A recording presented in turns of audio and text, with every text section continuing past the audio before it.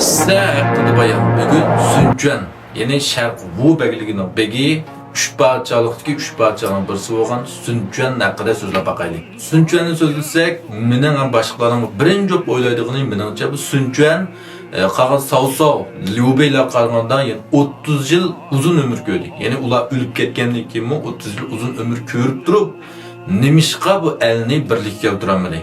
Qarsak bu mu nayt parasatlik, dana Jirahım ko'rib, bulupmu bek odam tunuydu. Ixtisosliklarni bek tunuydu. Qandaq vaqtda kimni qandaq ishlatishni nayt biladi. Bu jihatda hammamiz qoyil bunga. Onunsiga bu Sharq Wu begligimi nayt kuchlik, boy, qo'l ostida mayli aql danishmanlar bo'lsin, botir palvonlar bo'lsin, nayt nurg'un. Shundaq sharoitda bor turib, bu yerda Liu Bei bilan Saosaodan iborat ikki kuchli raqibi o'lib ketgandan keyin bu Sünçen yenila elni birlik keltirolmadi. Endi Sünçenning bu Liu Bei bilan Saosaoga o'xshamaydigan yeri bir muhim farqi, buning boshlanish nuqtasi qat'iy o'xshamaydi. Ya'ni bu tug'ilishlar tug'ma omadli bo'lib, tug'ma fuarday.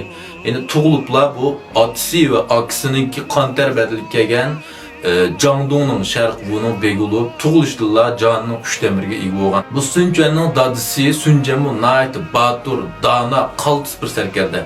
Biz bu əsərə qarşısaqmı 18 taraf qoşunu Yuan Shao'nun başçılığında Dongzhou'ya qarşı atılıb çıxan vaxtda Canki birinci batur Liu Bei'ni Sanyingjian Liu Bei'da yani Liu Bei, Guayu, Zhang Fei diye ibaret 3 qarindosh Liu Bei'ni qo'rqatdi bu yerda. Endi Dongzhou'ni naqmış Sünçen qo'rqatdi. Yani Dongzhou'nun eng qo'rqib ketgani maş 18 taraf qo'shini Turshao qo'shini bo'lgan Sünçen va ashning qo'shinlaridan qattiq qo'rqdi bu. Hatta qo'rqib ketgandan qo'l ostidagi tikochi Lisini avatdi buni qishig'a. Avatgandan keyin bu ketdi-ku. Voy Sunsangon, siz marak olsun, siz tabriklayman. Ne bo'ldingiz? Bizning Dongzhou bosh vazirining bir satan bir qizi bor. Anlasam, sizning buyruq yetgan bir kelishgan bir o'g'illar bor ekan. Shuningdan bu ikkisini shunda bir jup qilsak, Dongzhou bosh vaziri bilan siz qud bo'lib, bundan keyin jahonni ishganlar tang so'raysizlar degandan keyin Sünçen turib deb, qaysi o'g'lim bo'ldika? dedi. Degandan keyin sizning Sünçen deb o'g'illar bor ekan-ku, anglasam alam qalamdan kamallar ketibdi ekan. Kulib ketib buni. Maqli Abdu Sünçen kirsin dedi. Shundan Sünçen kirgan ki qars bu tek 9 yoshlik bir kichik bola.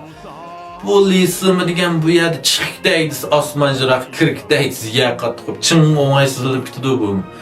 Şunu dedi, voy bu sılının bu Sünçen'ga oğullarını elem kalem ten kamalat ketken davat diye maçta onluğan ben Sünçen doyuluk qarsam maçta qaranwa.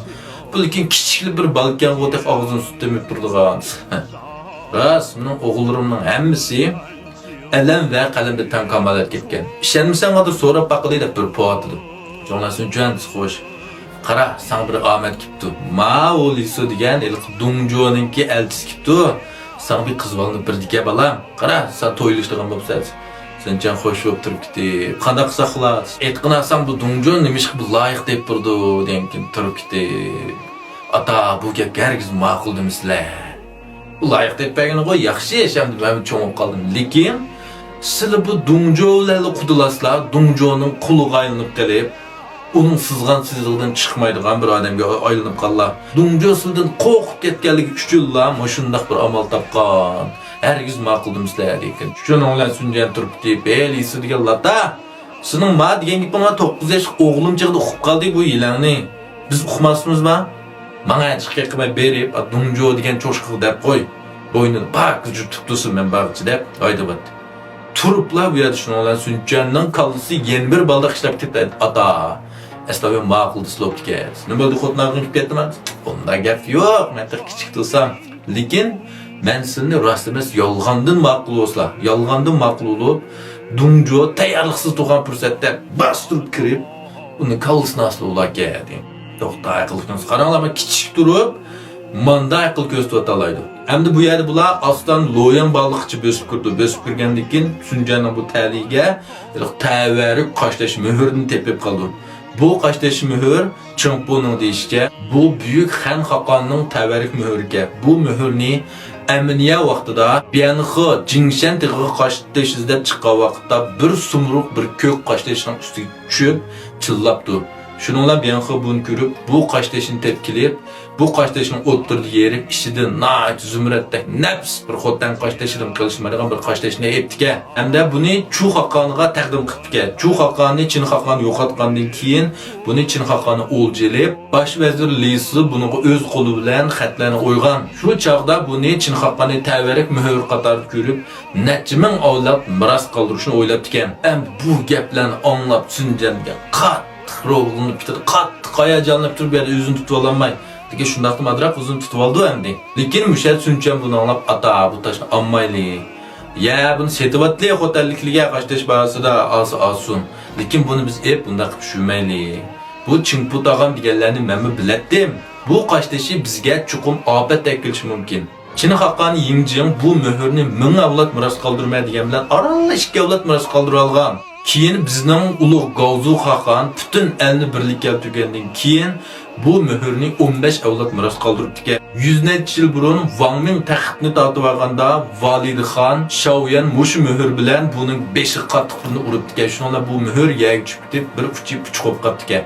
Buni keyingi bizning ustular oltin bilan bu puchuqni yamabdi. Bu bizga ofat ekilishi mumkin. Hargiz olmayli deydi. Kim haqiqatan mushunday qildi, hamda bu muhr bularga nisbatan huquq, obro'y, shon sharafning bir mas'ullik simvoli bo'lib qolgancha shunga hammamiz talishdi bu muhrni. Chunki qissa bayonlarim mushada oxirlashdi. Erta yana davomli so'zlaymiz.